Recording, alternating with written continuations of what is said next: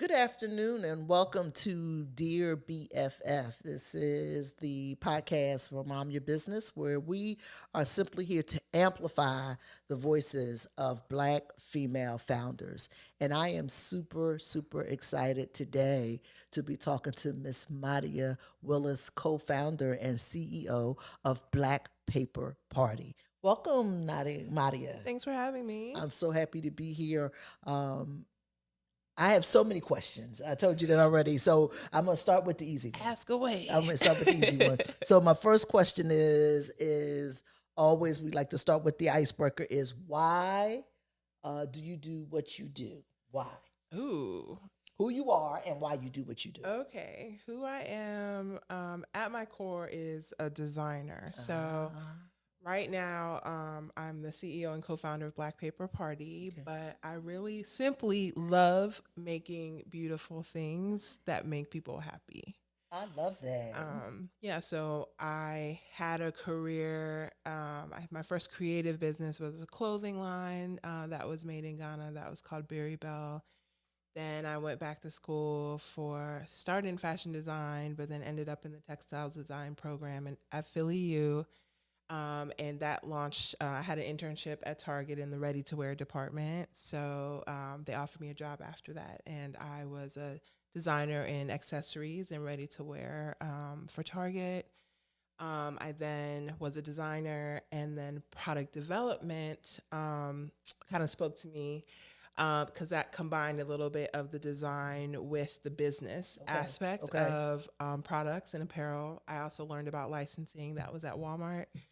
And then I moved back to Philly to do product development and sourcing at Five Below. And I supported the seasonal team, home decor team there. And I ended up leaving Five Below to run Black Paper Party full time during the pandemic.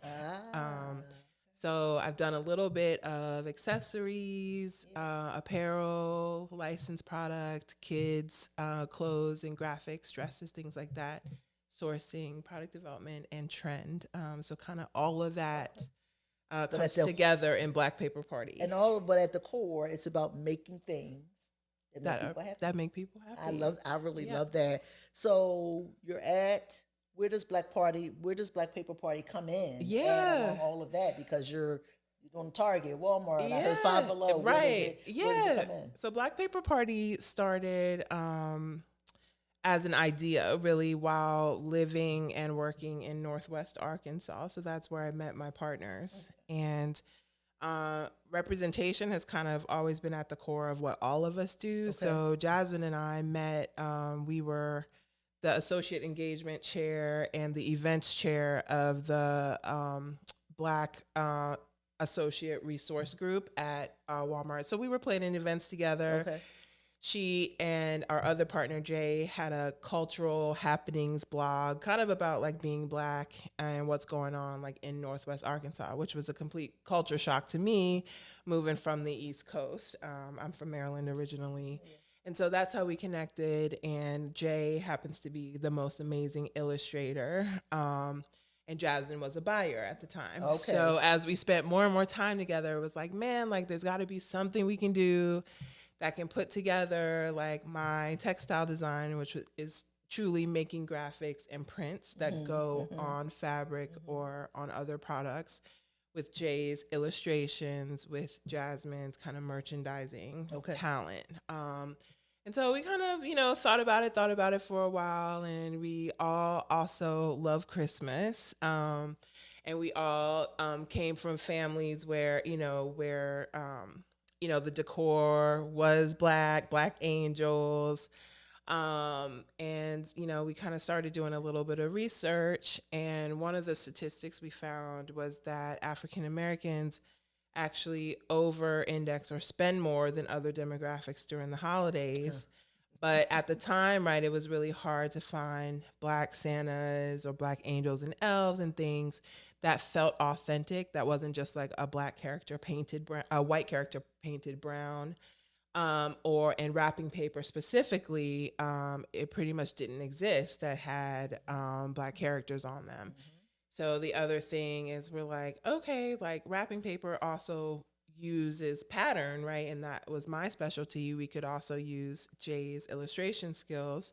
So we're like, okay, maybe there's something here with wrapping paper. So in 2019, we tested a collection on Zazzle, which is print on demand. Yep. So I know Zazzle. Yep. no overhead, Right. and we did a collection of gift bags, ornaments, and wrapping paper. And we got a good response. So we're like, okay, maybe there's something there. And then in 2020, there's the pandemic, there's the murder of George Floyd. Yeah. People are just sick and tired of being sick and tired. They're also stuck at home. And Black people particularly just needed uplifting. And so we're like, well, what can we do that makes people happy, provides representation, uses all of our skills, and creates a Black business and represents the Black family. And so we officially kind of incorporated and launched in September of 2020, and we had a really great response. That first year, we were profitable. Nice. Target reached out to us to sell the paper for the following year, and that kind of started our retail journey. So it's been 4 years.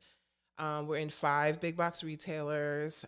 We also sell our paper on our website. And now we design, manufacture, and license our products. Oh, wow. Okay, so now you design, manufacture, and we've got some products here. Yes. I told you I love a good slipper already. That looks really comfy. And so I've been on the website. I use the paper during the holidays. Thanks for your support. I thank you so much for reaching out for the Rich Aunties is where we met. And so I've been a fan ever since. I've been fangirling ever since. And so talk to me about the pitch part of, because I know you've done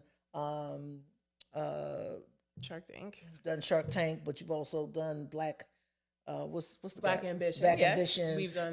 We won the Macy's Pitch Workshop as well. So you've done all those things. Yeah. Talk about pitching and all the things that comes along with that. And I want you to look right into the camera and talk to my family. Okay. All right. So pitching. What is it about? Pitching is number one, we always say, we have the audacity. I love that. And that's people look at us like these girls have the audacity, right? So we're constantly, pitching is just talking about your business confidently and well informed, and also being able to clearly state the problem that you solve in a way that also solves a problem for the person that you're pitching to. So we have to pitch our business constantly to buyers at retail.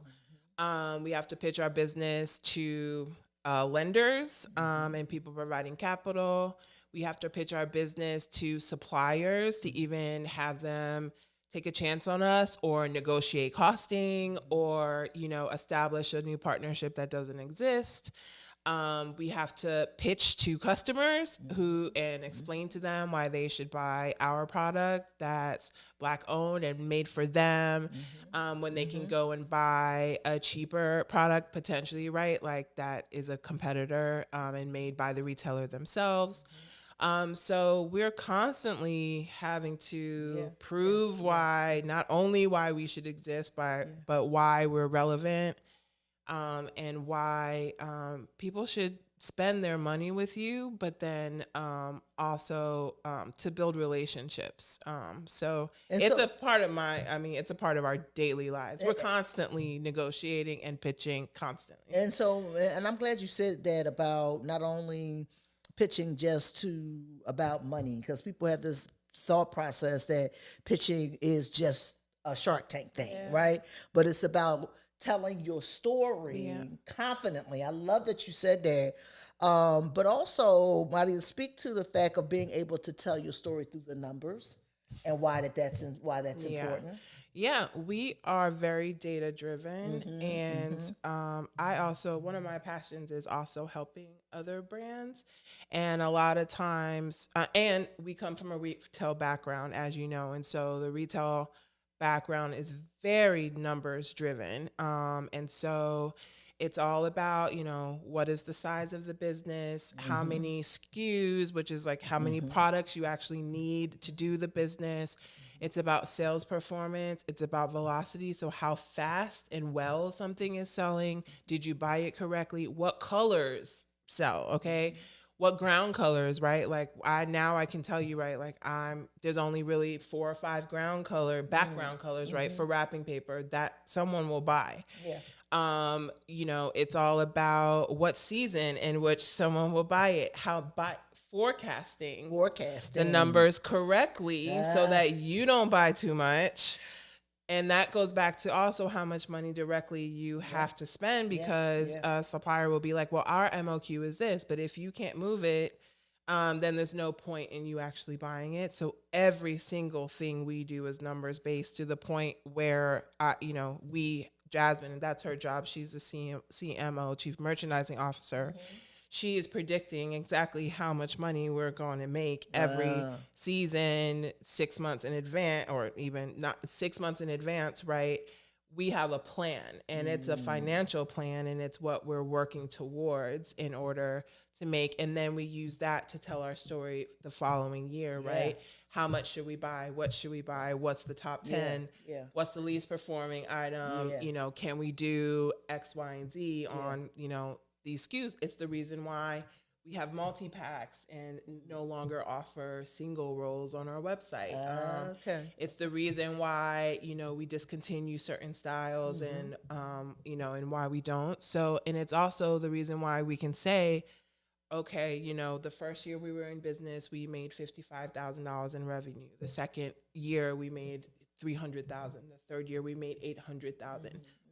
The fourth year we did 1.5 or whatever it is, right? So despite being bootstrapped and despite not having access to traditional capital, we are growing exponentially. And that story in and of itself, in 5 years, most businesses fail. And so I think that's something that we can be really proud of, to actually show that we are growing, which means there's a market demand that we are answering. And that's all a part of the story too, right? Because being able to show that market demand is there, and because you have not been able, or haven't had the need to access traditional capital, you've been still on that trajectory, speaks volumes when you're telling your story, And we've tried to access traditional capital. That's the Black women's story. In the first 3 years, we were always told you have to be 2 to 3 years old. And we're like, well, we have this interest at retail. We have this, PO or whatever it is. So we actually worked with a factor. And so that's kind of a non-traditional is that method. The PO financing? Yes. Like purchase order financing? Yes. Purchase order financing. And then when now that we have a factor, now we're being told by traditional institutions that they won't work with us if we keep our factor, because they must have UCC1, which is first position. They were first position, And it's like, okay, well, we need to qualify then for like $1 million.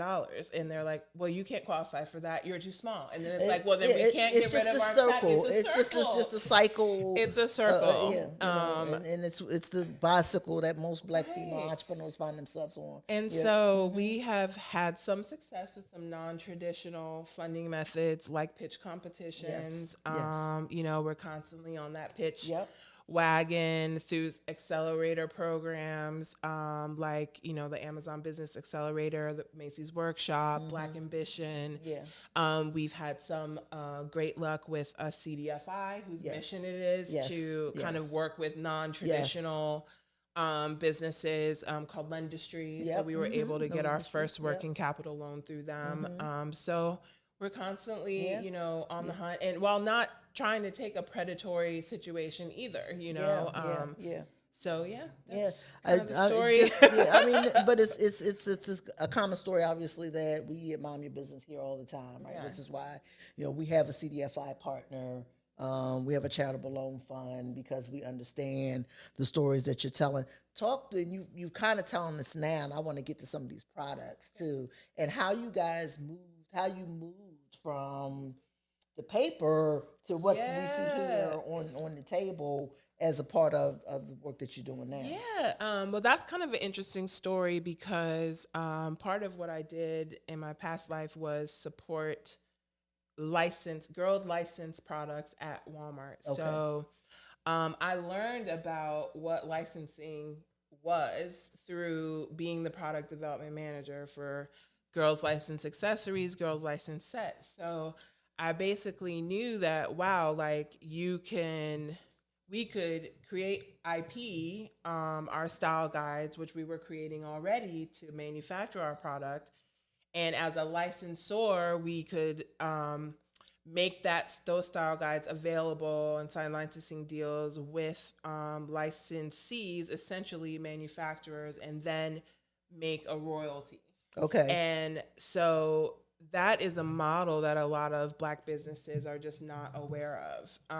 And it severely decreases your overhead, and it also allows you to expand the breadth and depth of the types of products that you're able to have your brand on, right, depending on your licensee partners. Okay. And so I always knew that that was going to be a way that we could scale, Okay. and gain market share rapidly. So from the very beginning, I knew we wanted to sign a licensing partner, which would allow us to do, say, family pajamas, Nice. which would allow us to do decor, and other items that we just didn't have the money to invest in the inventory for. So a couple of our programs are license programs at Dollar General and at Walmart, for example. Okay. The other benefit of licensing is that you are not the vendor of record. And so onboarding at these big retailers, doing business with Walmart is like a full-time job. Just Right. being a Walmart supplier or Right. being a supplier at Right. Dollar General, and the margins are slim too. So that's just infrastructure that we Okay. didn't have. Licensing has also allowed us to expand into other seasons more easily. So this Black History Month collection that you're looking at is a license program that's at Dollar General for the second year in a row. So we've got a wide variety of products: slippers, umbrella, hats. We have pajamas. We have tabletop decor, hydration, bags. I love it. Teas. I only brought a little bit of like what I could fit in You my got teas in my too? bag. Yeah, we have teas. We have the cutest satin headscarves. Everything that has our artwork on it, and it's just Nice. kind of like a whole collection. And And that's those are all something. licensing deals. Yeah, they're all. It's all a licensing deal, which I thought I was in Dollar General and I was like, yeah, that's us. That's us. So, it's a part of the plan to kind of move into other Nice. seasons, I love and it. then kind of create a whole brand statement. I love it. Not just the paper, which is where we started. I love it. And so as we kind of come in for a close, and you've kind of talked a little bit about it, but I want to kind of go a little deeper about what it means to be a Black female entrepreneur. What does it mean? What does it mean to you? Man, we have a joke that our business is a book, and so one of the chapters is just, why does it have to be so hard? Why are Yes. you constantly? We are constantly, constantly demanding respect, response, Yep. negotiating why we should exist, Mhm. trying to prove validate ourselves. Nothing is ever easy. Never is. Never Nothing. easy. And you Never. have to be, No. and we already know this, twice as good to That's get it. half as That's right. far. Yeah, And now politically, right, the pendulum is swinging the other way, so it's not cool anymore, Yeah. to support Black. And a lot of the resources that existed at the retail level are kind of, drying up. And so that being said, what is it like? It's hard, but it also allows me to, create a flexible schedule so that I can spend time with my daughter the way that I want Yes, to. yes. It allows us to run into people randomly on the street who are like at Odunde last year. This woman was like, I know you from Target. And I was like, what? Yes. And she's like, Mom, this is the woman who, whose gift bags I got you. Yes. Like, or, when people's kids are like, Mom, this stocking looks like me. Yes. It's me. Yes. Like, it's me on the tree. Like, we always get those. And so making. That's powerful, man. That's just so powerful. It makes it worth it, right? Yes. And then it comes back to like, why do we do it? It's because we genuinely enjoy providing representation and then having people see it and recognize it and gravitate towards it and really make people happy, give people joy. Like that is powerful. And so that's what it's like. So it's highs and lows. Yes, that's it. That's the journey. Highs that's and the lows. It's the journey. The Black female entrepreneur, the highs and the lows of those feelings. And I know that has to be a great feeling. We say representation matters, but I think you all are an example of why representation really does matter. When a little girl can come and say, that looks like me, being able to embrace that, that's just a powerful experience. So thank you for that. So Madia, tell our audience where they can find Black Paper Party, what you all have planned for the future, or anything that you want to share. Well, you can actually find Black Paper Party. We're Black Paper Party on all socials. You can also find us on blackpaperparty.com. You can find this Black History Month collection, which is awesome, and also about Black people in general being cultural architects. And so it's about our hair, our culture, our shades, our fashion. It's about us being proud of our heritage. You can find that at $1. We're in about 4,000 Dollar Generals nationally, so there should be one near you.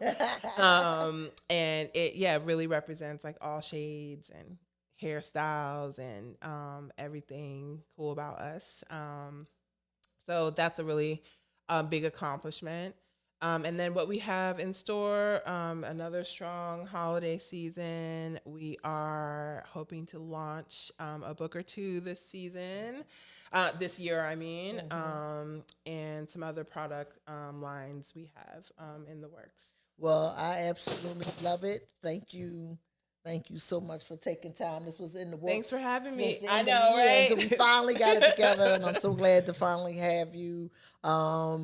It's been wonderful talking with Madia Willis today of Black Paper Party, blackpaperparty.com, Black Paper Party on all socials. Follow them. This has been Dear BFF, Dear Black Female Founders. Thank you so much for joining us, and we will talk to you soon. Bye-bye.